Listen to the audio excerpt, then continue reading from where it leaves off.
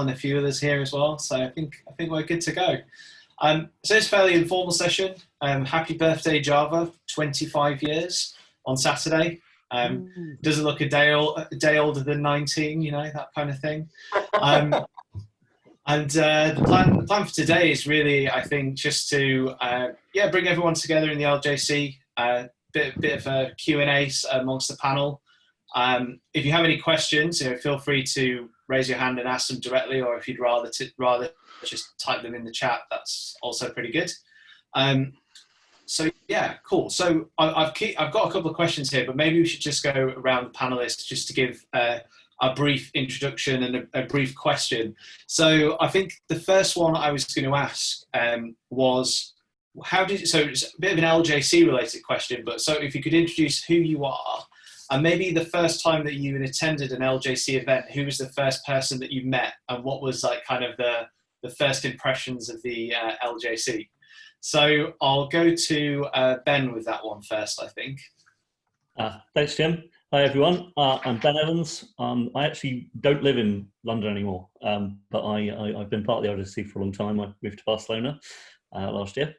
My first LJC event was actually the Unconf of, let me see, it must have been 2009, so just over 10 years ago. And it was quite a day. I had an excellent time, but the person, of course, who made most impression on me that day, apart from Barry, was probably Martijn, and he'd been speaking, and we ended up in a pub afterwards talking about book ideas. So that was the start of quite a long journey. Cool. And how about yourself, Martijn? It sounds like you may have to say Ben now as a reciprocal to that. I actually got pulled into the LJC a little bit earlier. It was, the old recruiter reaching out, Barry, and me going, yeah, thanks, but no thanks, because you're a recruiter. And then he said, look, can I please have 10 minutes of your time? I really want to try something new here, something which is, almost anti-recruiter in a way, community. And so I thought, you know what, London is definitely missing something. I think a lot of us were suffering at the time, working in either investment banks or horrible companies converting Java to XML and XML back to Java again over SOAP in some cases. Isn't that right, Jim? Oh, we've moved on to Jason and back again now. So that's wonderful. Things have moved forward in 10 years. So it was Barry who I actually met first, and his vision of a kind of community led by developers for developers and supported by him and others was really compelling, and there we go from there. Shall I pick on the next person? Yeah, you can do. I'm gonna pick on Trish. I knew you would.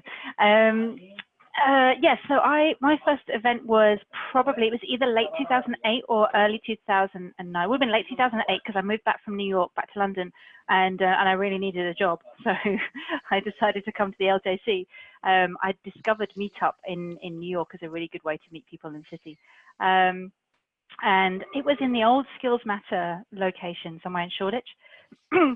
And I can't remember what the presentation was about, but I did meet Barry, and I did tell him I needed a new job. And I was like, oh, I like Barry. He seems like a non-evil recruiter.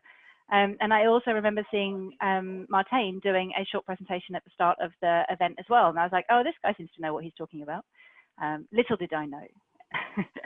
and yeah, so it kind of just went from there, really.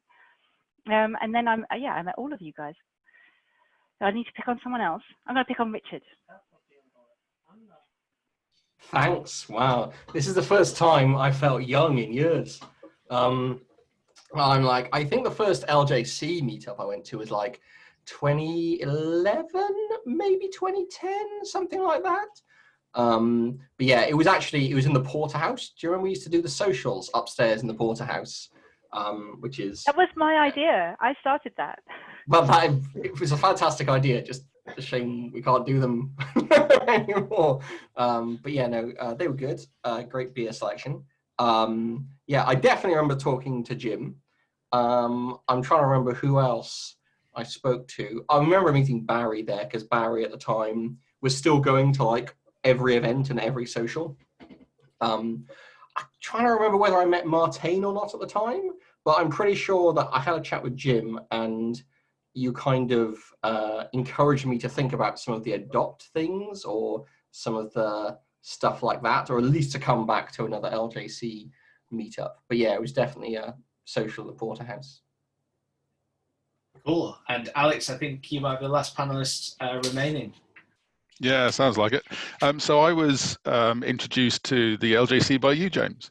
You took me along one evening after work when we used to work together back down in London. And that was the start of a long and very fun association with the LJC after that. So that's it for me. That's awesome. Yeah, I think certainly mine was at the Unconference as well, the first one that we ran at IBM. It's kind of interesting because I think the majority of speakers for IBM is a real kind of good intro to just having enough speakers to run an event and having enough people that would reliably speak. I think it's kind of interesting now we're well past that. We've got plenty of speakers coming up through the community. And I think, yeah, the first person that I met at the LJC was actually somebody who I met before. Although the last time I met them, they were interviewing me for a job. And I remember walking up to them and saying, I've been having nightmares about you for 2 years, which is kind of an interesting way to say hello to someone. And that person was Ben. And we've known each other ever since and had many laughs about the LJC Unconference.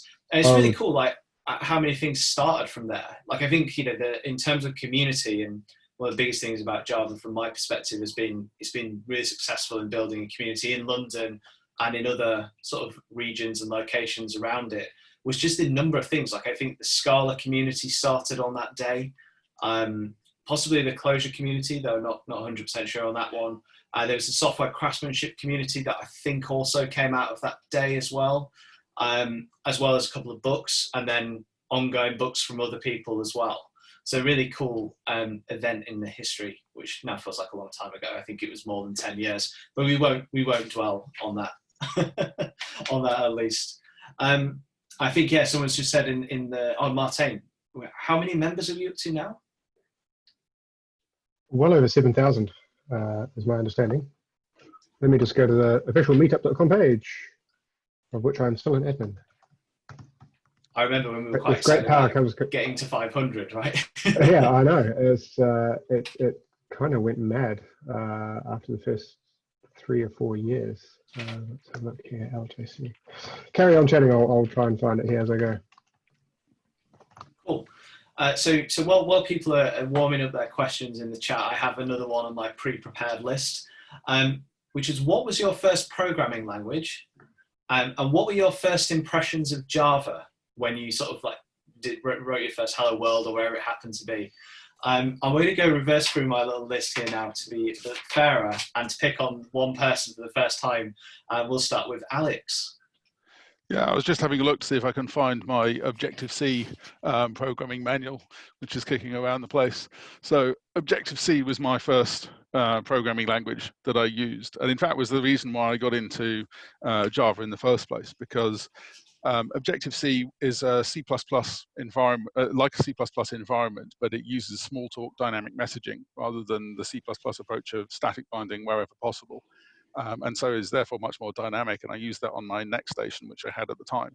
And it meant that when Java came out, I was already quite familiar with dynamic late binding of objects, how object-oriented structures work, and I used that to help a friend of mine write a crossword applet, because he was getting used to it. So I was actually back in Java in the early days. I've just managed to dig out my Java language specification book from August 1996. I can't tell if it's Java 1.1 or if it's Java 1.0, but I think it's from that sort of era at least. So actually I got in from Java right from the very start, working on some of the alphas and then the 1.0 release that happened in the January the following year. So January 2021 is when Java 1.0 will turn 25.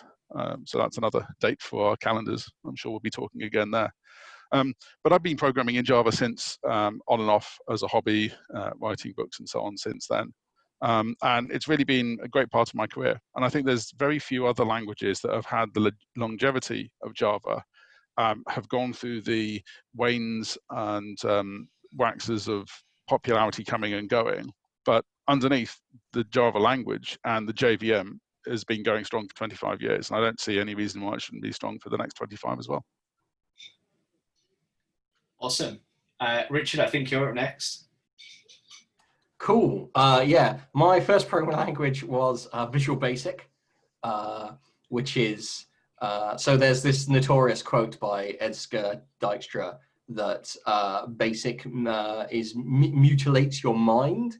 So I don't know how much damage, long-term damage it's done to my programming capabilities, but probably that quote should be said in context of like, he thought everyone should program in assembly.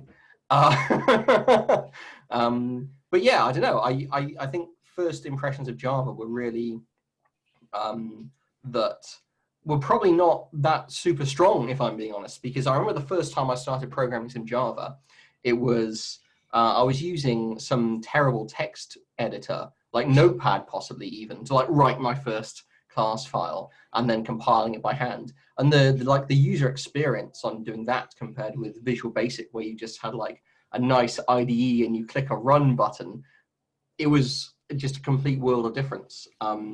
I'm pretty sure Eclipse would have existed by then, and I was just being super ignorant. But my first impressions were like I definitely remember them being very dominated by not the language or the runtime or anything like that, but by the user experience being really bad, just because I didn't know what the out of the box default thing was.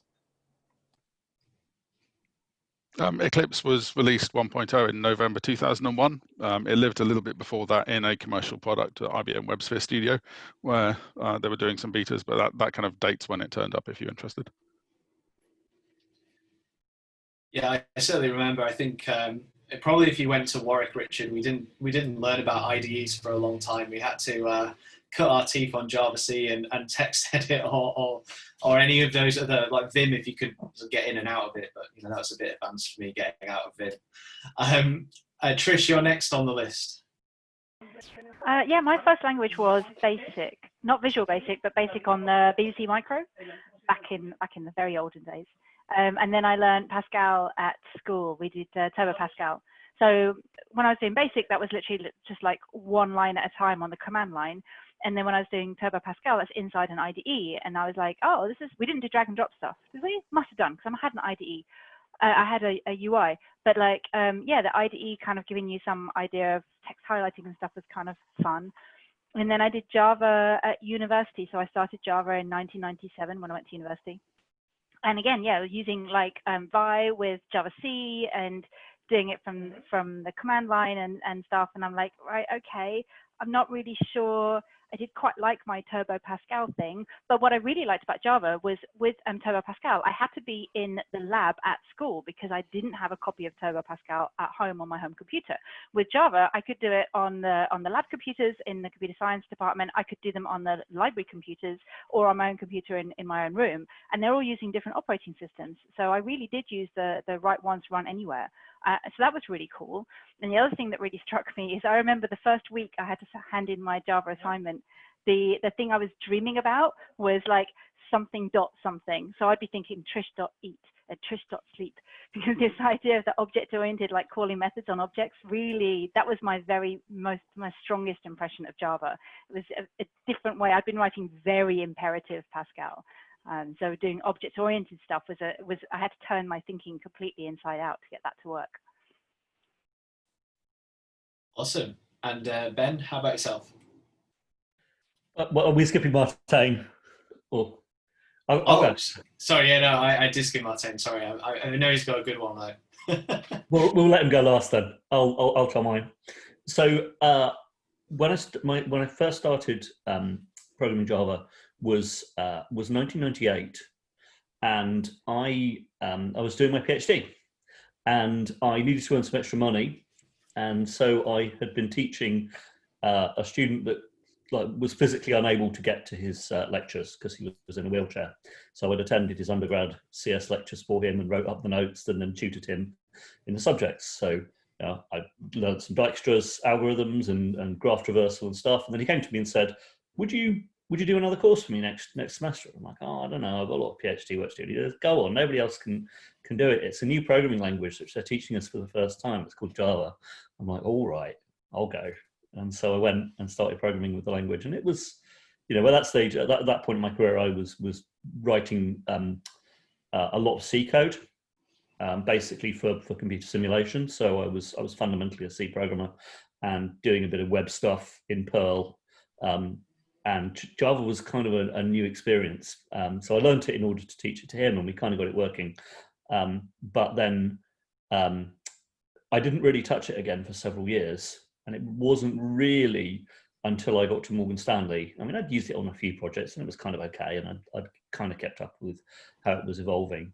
But it wasn't until I got to Morgan Stanley in 2004 that I really started using it commercially and in anger,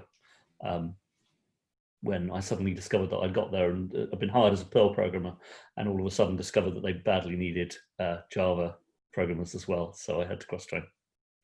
Martijn. Cool. So my first language was BASIC on the Commodore 64, and I was incredibly proud of the about a 2 frame rate star field that I tried to recreate from the Star Wars opening scene. Go-to statements are still a favorite construct of mine. Don't judge me. Java I picked up at university. I was doing C++ at the time as a second-year student, and for whatever reason, they decided they were going to start teaching the first years Java, and of course, no one in the university knew Java. So they grabbed all of our second-year students and said, "Don't worry, it's just like C++." And at the time, I just completed my first bit of C++ code, which had a triple star void declaration. So I thought, I've got the C++ stuff mastered now that I can triply indirect the null pointer. It's all good. Fired up Java in a text editor, public static void main. You what? So my first impressions were a little bit dubious, to be fair. But once I created my first program where I no longer had to worry about perfectly sizing my memory, my network packets, my hard disk packets, and I was very easily able to create a bot network which destroyed the entire university's networking suite, which almost got me expelled, I was hooked for life. That's awesome. Yeah, I think, certainly mine was Commodore 64 was the first, with BASIC was the first thing I got into. I think the thing that's definitely improved since those days was trying to re-record your program onto a cassette, and hoping that somebody didn't tape over it with a mixtape or something like that because you left it lying around. And then I think I did, unfortunately, my next thing was actually a slight career misdirection when I started doing HTML and JavaScript. That bit of experience came back to haunt me later on. And then was Turbo Pascal and Delphi. That was at college, and then university was the first time doing Java. And I think we had this exercise where we had to get a robot to go around a maze and then optimize its path. I seem to remember that being the coursework at the time that everybody was trying to work on. It's quite interesting watching about 220 students start working on the same assignment and assessment, rapidly trying to get Java to work and cursing it all at the same time. But yeah, definitely a good one, or good experience from my side. I've seen a question come in that I think is worthwhile bringing, because it's quite a contentious one. I like that kind of question, which was, what is the worst feature added to the Java language? And we'll maybe start with Martijn this time and go through that way. Oh, that's tough one. The worst feature. I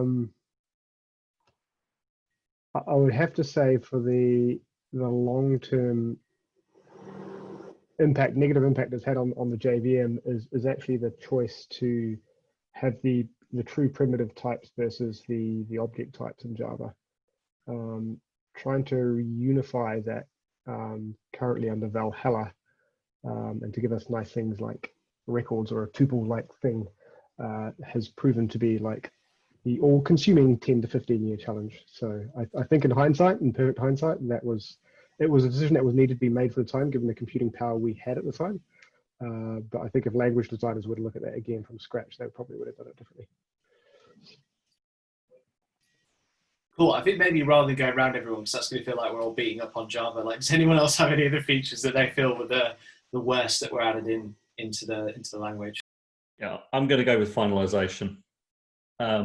It just doesn't work. A language like Java, which has a non-deterministic GC, you can't hook finalization off that, because you just will leak resources. It's completely unfixable, and you can't there's no way of fixing it. You just have to not do that and do something like try with raw resources and chuck it back up to the compiler. I also do want to riff on the Valhalla thing a little tiny bit, because I know that it's imperfect the way the type system operates, but just for performance reasons in the early days, even if you had a VM that was totally object based, you would have required primitive specializations, just because, come on, in the early days it was dog slow enough, and it would have been just unusable, and it never would have become a success if they'd had tried to do everything in a purely small talky objecty way without having primitive specialization. At least Yeah, I agree. That's a very fair call. Just going to say there's a lot of ugly warts in the language here and there.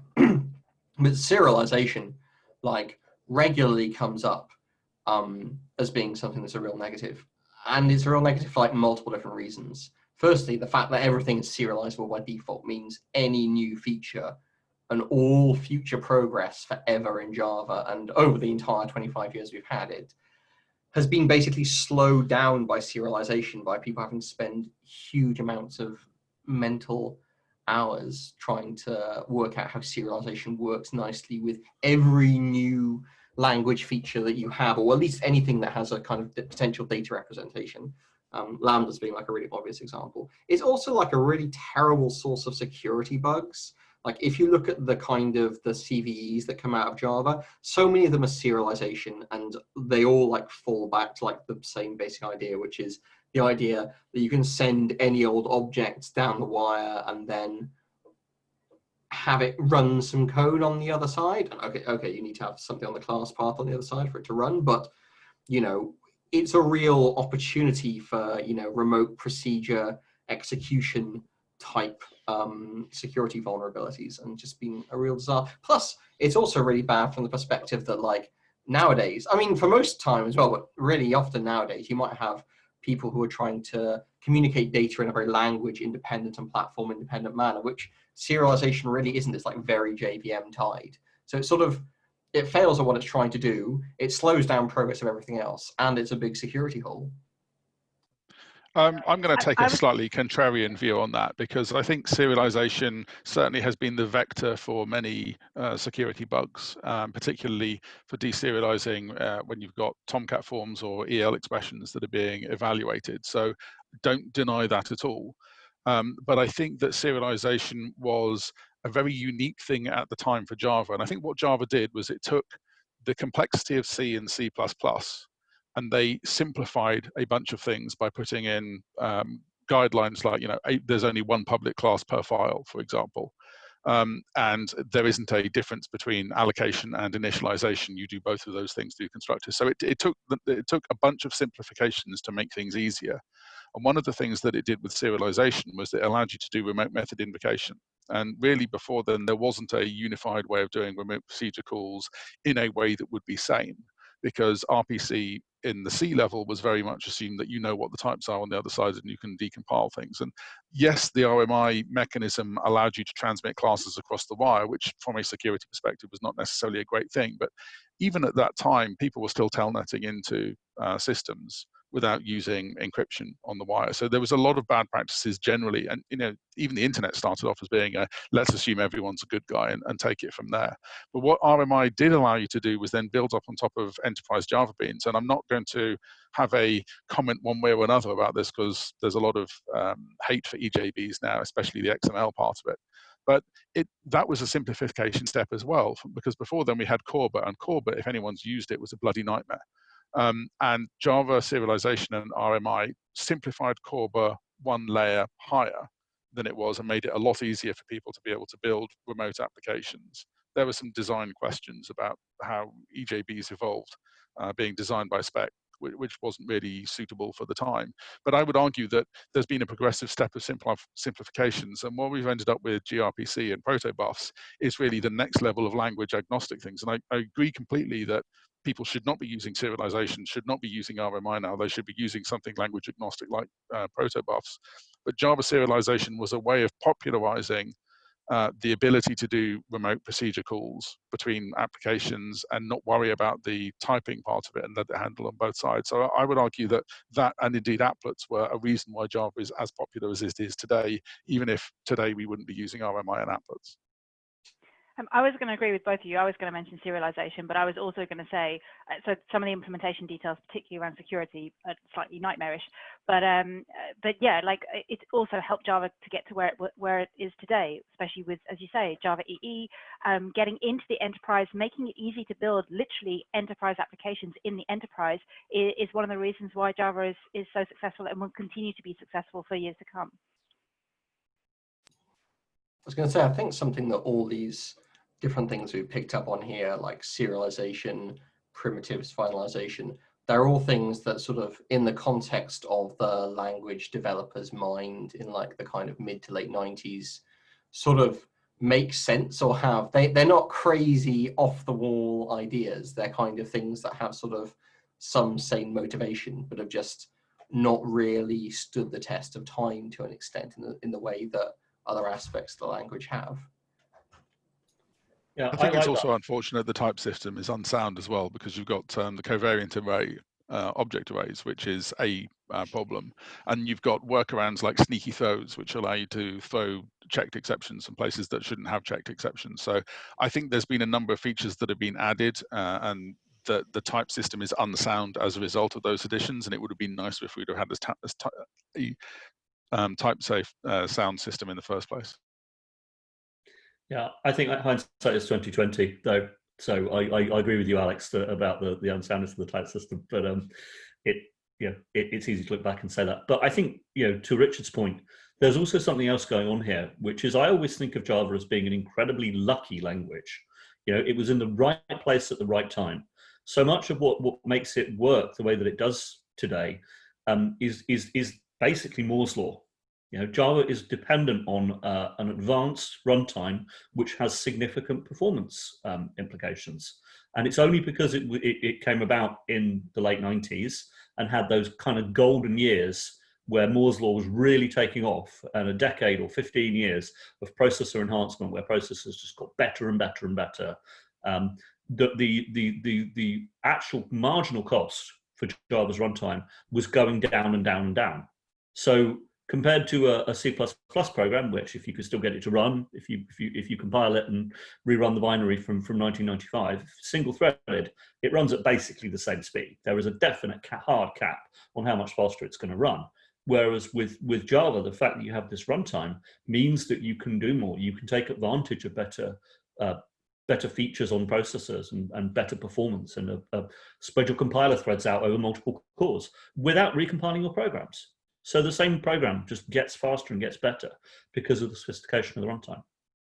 So it's lucky, I think. That's one of the best things that Java has going for it. And was founded. I was going to say there, Ben, there's a sort of thing to what you've mentioned, which is like that backwards compatibility as a feature.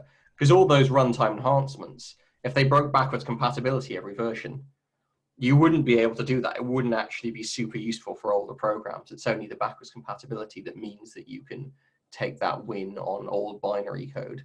But it is, super interesting how you can still do that.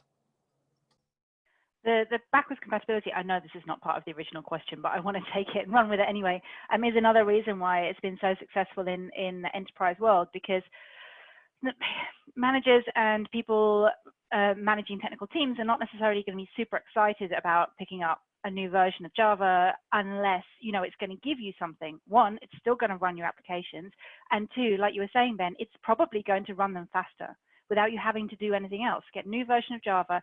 Generally speaking, you'll see some performance improvements, and that's kind of an unusual thing in the programming language world, I think. Cool. I think that's a good point to flip the question. And they're happy to changing the order of questions a little bit here. But somebody asked, what is the most elegant feature of the Java programming language? It's interesting that maybe backwards compatibility is somewhat elegant in its own right, and probably not the one that people think of first and foremost. And I did notice that some of the people had said they didn't like getters and setters, and obviously there's now a solution to things like that with records. But I wondered, from the panel, what is your I guess, most elegant feature or most favored feature in Java? Well, I've got to go with Trisha's point about the backwards compatibility thing, because the fact that the JVM has been set up to interpret bytecodes means that once you've got something, be it Java, be it Kotlin, be it Scala, whatever you want to have on top of it, once the code is at bytecode level, then it can be executed within the JVM. And the JVM, although notionally called the Java Virtual Machine, and it has some particular structure and assumptions about the way objects work, doesn't mean that you haven't been able to have non-object-oriented languages like JRuby or Lisp or other languages added on, especially with GraalVM, which I know, James, you're quite keen on. But the fact that we've got that bytecode, the fact that the bytecode hasn't changed, there certainly haven't been any removals of bytecode. There was one slight fix of bytecode back in Java 102. I discovered when I was researching for my next presentation, in that the ACC superbit was necessary in order to have non-static override method binding. So there was a slight change back in the day, but since then we've had the dynamic constants added as well, and invoke dynamic as two new features of bytecode, but all of the existing bytecode still works. And I actually downloaded some code written for Java 1.1, we compiled against Java 1.1 and ran it fine on Java 11 yesterday without recompiling. And I think the beauty of it is that the stewards of the Java language have been very careful, and the JVM have been very careful to not change how existing stuff works. And in fact, there's only been a small handful of in the Java library methods that have gone away. So there was an issue in Java 1.2, I think, when system getenv was replaced with a NOP that was then added back in with Java 1.3 because people were using environment variables and they deemed it necessary. They couldn't punt everyone to using Java properties at the time. Then the second thing has been with the Java 9 modularization, where they've removed a few interfaces that would otherwise break the complexity with the Java Beans property support. But other than that, everything still works and fine the same way that it ever did, at least if you're not using unsafe. But the other elegant flip side of this is that everything still works, and yet the language is still evolving as well. And I particularly like a lot of the new stuff from Project Amber, stuff which is supposed to make it easier for us to actually write and read code. Things like local variable type inference, so like var, things like records, things like switch expressions, because switches are really ugly, things like text blocks, all of these things. And these are a lot of them take away boilerplate, but don't take away any of the type safety. The language still works under the covers the way you expect it to, and a lot of it is kind of optional. I don't mean optional with big O, as to whether you use it or not. If var does not make your code more readable, don't use it, right? If the diamond operator doesn't help, which it almost always does because it's exactly the same thing on both sides, don't use it, right? But the idea is that the language can keep evolving and sort of gently chipping away at some of the stuff that people have been calling boilerplate to create a slightly more elegant language that's still effectively the same thing it was, years ago. I think I'm going to take a slightly different view. I agree with what Trisha said, but I think that my most elegant feature, well, I don't think anything in Java is particularly elegant in terms of the actual programming itself. Let us be perfectly honest, folks. It's modernist. Some would even argue that it's brutalist in the way that it actually looks and the way that you actually write it.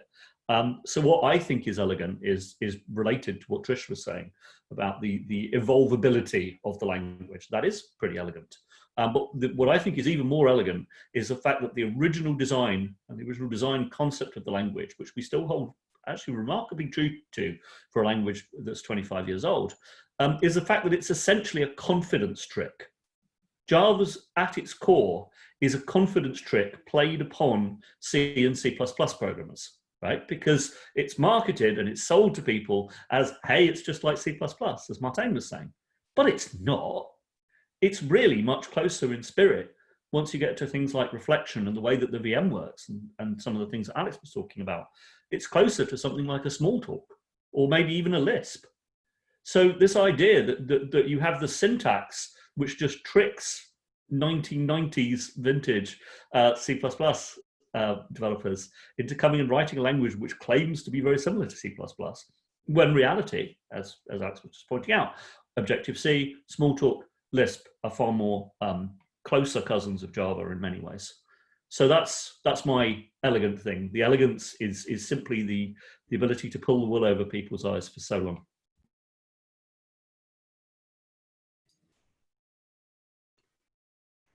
And actually, I think one of the things there is the late binding, the dynamic binding at runtime rather than the compile time binding, which is what C++ tended to aspire. And whilst the C++ static binding might have given you a more optimal binary to start with, the fact that we've had the late binding in Java means that you are able to replace content, rerun the code without recompiling it. And now, because you're binding against a newer version of the libraries, you get better performance or better introspectability or better debugging on top of it. Yeah, I would agree with that, and I just want to come back on that. When I gave my talk at QCon about records, I talked about the evolution of how programming language features start off as an explicit pattern in the language, and then evolve into becoming a language feature. And that late binding that Alex was talking about is an absolutely classic example of that, because you start off with a table of function pointers in C, and then you evolve it to the virtual keyword in C++. And then in Java, you evolve it again, because we don't have a virtual keyword. It's just vanished. It's just become so much part of the landscape, so much part of the furniture, that it's just disappeared completely. And that's what I think is interesting, which of course relates to what Trisha was saying about language features as well. That's the beauty of Amber, is making things disappear from view one bite-sized piece at a time. Now, what it's actually building towards is something quite large and quite splendid, but we really are eating the elephant one spoonful at a time. Yes, I think one of my I'm going to steal the question a bit. So one of my worst features, I think, was Java util date, and remains to be that. And one of my favorite features is the Java time package, which I would obviously be biased about, because I think that was a big part of the LJC in terms of adopt to JSR. So we were kind of looking for a couple of the old, I was looking for a couple of old photographs a little while ago, where the LJC had gone out to Java 1 and presented a variety of different things on adopt JSR. And I don't know if some of the new members may not be aware, but back then we were kind of championing with Stephen Colburn in London, actually the rewrite and the design of JSR 3.10, so it's something Richard and I had been heavily involved in. I think that was one of the things we discussed in the Porterhouse, Richard, on the top floor after a few beers, was having you get involved with that. And we did a whole bunch of things, like practically we migrated some tests to be TCK tests versus implementation tests, and we did a developer survey where we actually got a bunch of LJC developers in a room with the new APIs and got people to do like a TDD style of approach to seeing which version of the, I guess, like the actual API they preferred, which is really cool. So my question to the panelists is, from like an LJC perspective, like how has the LJC helped, and where has it helped to move Java forwards?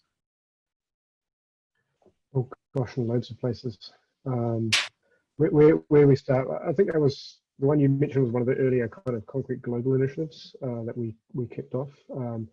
Adopt to JSR was popular, was useful just because it raised visibility of how Java was actually decided in terms of a standard at the very top of the food chain. So most people weren't aware that it was kind of this council of mostly vendors at the very top in the executive committee that would vote on what Java EE and what Java EC would look like.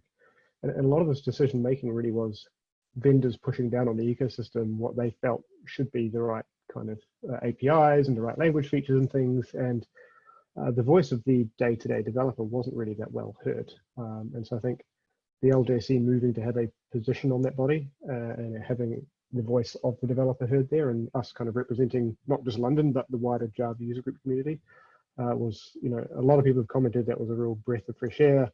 It really helped change and re-steer the direction of where some of the vendors were going in their decision making. So that kind of as an overarching impact has been massive. And then more recently, the Adopt to OpenJDK binary builds that we helped kickstart off with folks as well, including folks from IBM and Red Hat and Microsoft and Azure and Amazon and others. That has rapidly become the most popular OpenJDK distribution outside of Oracle themselves. And it really helped stabilize the ecosystem at a time where people were deeply concerned that Java, there was no longer a free or convenient way to get Java, especially for developers, and that the Java ecosystem was simply going to die out because of that. So those are the two biggest things I think we've done in the LJC, and I think we should all be very proud of that. And I suspect there's probably other stuff as well that I'm missing. I think there's so many, just to add to what Martijn said, there's so many like transparency things that just didn't used to exist, right? Like pretty much all discussion on JSRs was held in private. There was no, like people didn't even have like an interest in transparency or particularly big in, or I shouldn't say everybody, but a lot of people didn't have particularly big interest in transparency or a particularly big interest in developer-led feedback. And I think that sort of, now I wouldn't say that's just the LJC who made that change, but definitely was a thing that the LJC pushed for in concert with other people, and sort of making those changes so the whole process is more transparent, there's more mailing list discussion, you can get involved more easily. All of those things I think are really, really important. Yeah, and I think it's quite interesting that a lot of the successful stories of APIs that have existed on Java have been those ones that were driven by interested end users that were standardizing something that they had already come to, as opposed to the kind of top-down standardization of let's sit in a room and think of an API and then produce multiple implementations of it and then find out that actually people aren't using it in a slightly different way. So the one thing that comes to mind is the servlet API spec. The servlet API spec effectively evolved from Tomcat and some of the early people working on web programming for Java, where they were looking at, here's the CGI bin that was the existent API at the time. How can we adopt that for Java? How can we make it so that there's a way of parsing APIs and parsing requests and so on?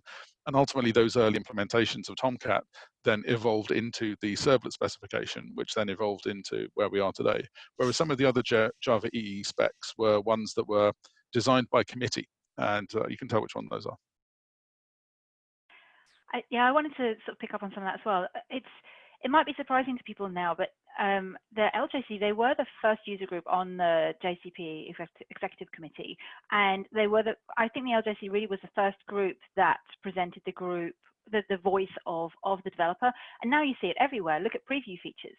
I think the fact that preview features are part of the language, they are released to real developers before they're sort of standardized in the language in order to get developer feedback, because it turns out that getting feedback from real developers is quite an important thing to do. And I feel a little bit like the LJC really helped to sort of drive this idea of, it's not just a case that I don't think it's that people didn't want to ask the developers. It was just very difficult to sort of figure out a way to get helpful, constructive feedback from developers. But I think the LJC being part of the JCP, being helping to drive Adopt Open JDK, being more open, being out there, being like a collation point for developer feedback, like the workshops that you ran for Date Time, for example. I think that was sort of really showed how you can actually ask developers questions and get useful feedback from that.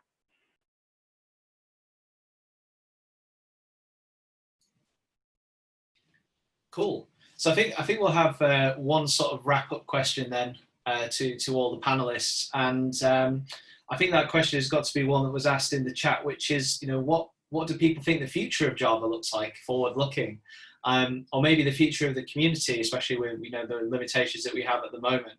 I'd be definitely interested to hear on everybody's thoughts on that one. So I think we'll start with Ben. If I can find the unmute button, that is. Thanks, Jim. So the future. I think there's a couple of things I want to say about this. So first of all, there is the future of Java, the language and the platform. There's also the future of the community, and I think that the current program of continual evolution, with things like Trish was saying about Amber, where you deliver these things small, will lead to a Java 17 coming out next year, which actually will have some pretty good stuff in it. What I see from the data that I collect in my day job at New Relic is that, bluntly, nobody adopts anything other than the LTS releases. Enterprises simply will not upgrade their Java versions every 6 months. They just won't. So the idea of getting locked into an upgrade cycle where they're on a treadmill and they must continue to upgrade just doesn't work.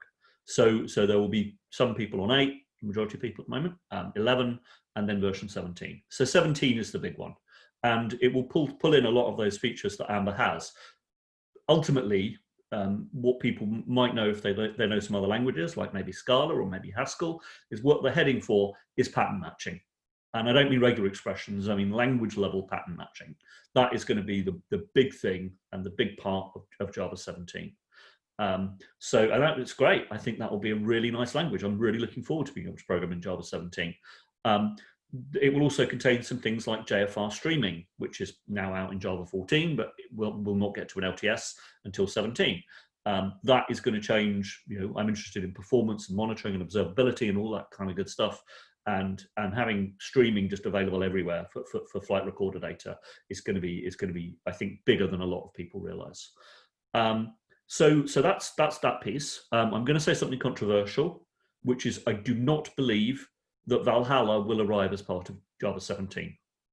And in fact, if I go further than that, I am unconvinced that Valhalla will arrive in a backwards compatible form. I suspect that we may be looking at a situation where the Valhalla VM is mostly compatible with the Java VM, but that Java applications require recompilation to run on the version of Valhalla, which is eventually delivered as production software.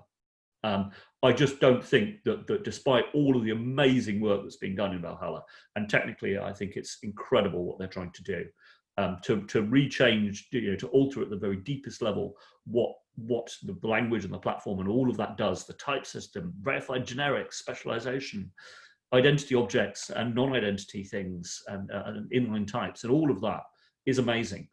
But I just don't believe that the semantic gap can be closed completely. And I don't believe that it can be done in a performant enough way that anything other than recompilation will be necessary. So that's my sort of slightly less good news. And I guess that means talk about the community. So I think the community is continuing to be strong. I think what I would like to see is us to do more outreach to younger developers, because I don't think that we have enough of the young mindset anymore. I know that some universities also are now teaching less Java than they used to be. And some universities, I think, although a tiny minority, now teach very little or no Java. And I think that's a mistake. But it's a big problem. I don't quite know how to solve it, because Oracle, it's not a key market for them. And I don't think they understand how to go about making sure that we get more younger people. So I think that falls back on the community. I think if we're going to do another 25 years, which I think is not outside the bounds of possibility, then we need to be thinking about how we make sure we reach out to younger people and do something about the slowly aging demographic of Java programmers. So yeah, I think those are my main thoughts. Cool. Martijn? Talking about slow. The Java population is rapidly getting older as opposed to slowly getting older.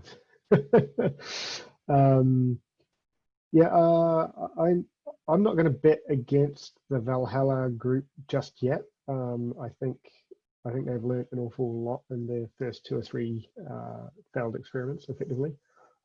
It will be interesting to see whether they can deliver all of the features in a backwards compatible manner. I think there might be, as Ben points out, 1 or 2 which, as of today, seems not possible. But every time I sit down and really have a long discussion with Brian Gertz and co about this, they never cease to amaze me how they manage to find workarounds after a while. But it will be a lot slower than people will want, obviously, right? And I think, for me, my favorite kind of feature blend that is coming in is definitely the ability to have records alongside the pattern matching.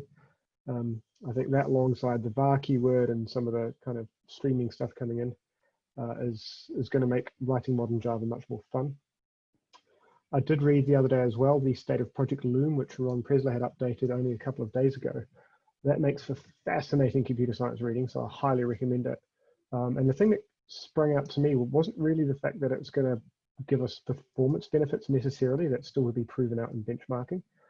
It's that it simplifies the programming model for those of you who are currently stuck in completable future and asynchronous reactive programming hell. Trying to read screeds of that source code is increasingly difficult. I've annoyed Trish on many occasions by asking JetBrains to build a beautiful visualization, trying to explain to me what the hell all my reactive streams are doing, and that's clearly not an easy feature to build. So for me, that's the future for me. And I think the community will just continue to grow, and Java will continue to move into more and interesting spaces. But I'll echo Ben's comment that we do seem to be not growing the next generation terribly well, and that includes here at the LJC, and that's something we need to address. Awesome. Thanks, Martijn. And Trish, can I get your opinions as well? Yep, sorry, I'm too busy trying to promote my book on the chat. Yes, so I'm really pleased with what Java's been doing. I agree with everything that's been said in terms of enterprises are generally probably going to adopt the LTS releases. What's interesting about, for example, what's interesting about the 6 monthly releases is that there are enough developers and small organizations willing to download and kick the tires and use stuff in anger that you can they can give feedback on things like the preview features. For example, switch expressions went through, was it 2 or 3, I think 3 previews. And so they can get feedback on like whether the syntax is kind of like valuable or not. And I think this idea of having preview features in our 6 monthly releases, iterating over it, is leading to a really interesting Java 17, for example, with some really nice features like switch expressions is now standardized. I expect records will be standardized, text blocks will be standardized. All of these nice new features, which are, a lot of them are preview in 14, will have been iterated over and be released in 17. And I think that's really cool. I'm looking forward to Loom as well. I think Loom will be very interesting. I don't really know how I haven't looked into it in enough depth to know how it's going to work, but it's definitely appealing to me. I really wanted to talk a little bit about the future of the community to some extent. In particular, I want to call out the fact that it's fantastic to be at a London Java community event when I don't live in London anymore. And for me, having been working, so I moved out to Spain in 2013. I've been working out here for the last 7 years. And obviously the pandemic is a terrible, terrible thing, but the opportunities which are open to us now in terms of the ability to potentially work remotely, it turns out companies don't get destroyed if their employees work from home. Employees are much more interested in being able to perhaps, not commute for 3 hours and maybe add an extra hour of exercise into their day or something like that. There's a lot of opportunities in terms of the world generally, programming specifically, and the Java community more generally going forward. I really like the fact that we can have things like user group events through Zoom. This is really helpful for me because I'm not missing out on a bunch of stuff by being here in Spain. I really like presenting at conferences, but I'm kind of really relieved that I'm not traveling anywhere this year, and that the things that I can do in terms of talking to other developers, I can do that via some sort of webinar and speak to developers in some large organization in a city I don't live in to find out how are they using Java, like how can we at JetBrains make IntelliJ better for you, and doing that kind of advocacy rather than just like spending hours flying to a new city, giving an hour-long talk and then flying back. So I think there are a lot of opportunities in terms of the future, generally speaking, and I'm really interested to see how the Java community is going to evolve with that. I think that what we've seen so far is that it's quite interesting. I've been able to be more involved in things now we've moved remote. For example, I'm on the JCP executive committee. I represent JetBrains now. I don't represent the LJC anymore. I haven't been to any of the face-to-face meetings because I can't fit another 3 days of traveling into my schedule. However, since we've been able to do remote face-to-faces, I'm much more involved. I can find out much more about what's going on. And this is a positive thing as far as I'm concerned. Cool, thanks, Trish. Alex, how about yourself? Yeah, I'd just like to echo Trish's points on the fact that it's great to be part of a community when you don't have to be in London. Because even when I was down in London commuting backwards and forwards to where I live in Milton Keynes, I still felt that I couldn't attend as many of the events that I would have liked to have done. But in fact, since the pandemic has happened, I've been involved on 3 different LJC calls, and there's another one scheduled for a couple of weeks' time. So the fact that I can be involved virtually is a great way of doing it that opens up avenues that perhaps wouldn't be there if they were still being held in person in London. But I think specifically the Java language and the JVM runtime is going to continue to go from strength to strength. There's a lot of good things that are coming at the JVM level, things like dynamic constants, the late binding and the method handles and the invoke dynamic came around a while before they were actually used in the Java language. And I think we'll still see some innovation in the JVM layer to be able to make that happen. What I think we'll also see is improvements to the Java source code improve as well, the syntax, if you like. So one of the big differences that kind of threw me down a gear in Java after I've been working in Swift for a few years was the fact that I had to put a semicolon on the end of each line. And it's one of those annoying things that if you've been programming in Java forever, you're just so used to either your IDE or you auto-completing with a semicolon, you just forget about it and you don't see it. But if you've been involved in other languages and you then come into Java language, particularly if you've been using things like Kotlin or Scala on the JVM, the fact that you have to put those semicolons on there is just really annoying. And wouldn't it be nice if the Java language, you didn't have to do that? So there are, I think, some innovations that other languages like Scala, like Kotlin, like Swift have done to enable you to use the programming model more freely. I think we're going to start seeing some of those coming into the Java language, like with the other things that people have been talking about with text blocks or improved switch statements and so on. So I think we'll continue to see those sorts of innovations that perhaps evolve forward to make it easier to be able to write code. I don't think we're going to see any fundamental changes in the way that the language actually evolves, though. And to Ben's point about the LTS, I've been involved in a few times in my career of getting off an older version of Java and onto a new version of Java. And I think, Jim, you and I, when we were together, we were looking at decommissioning Java 1.3, and that was probably sometime mid-2000s, I guess. The fact of the matter is that getting rid of Java, a specific version of Java from a platform can take upwards of 24 months.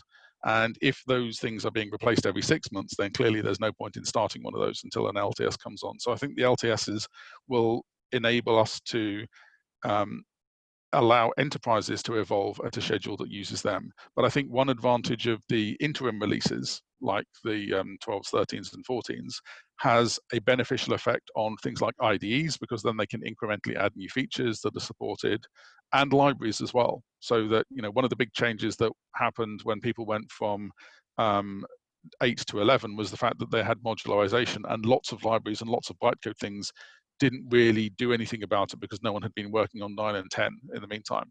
But I'm seeing now IDEs and libraries saying, okay, well, this now works and compiles on 14, which probably isn't going to be relevant for most people.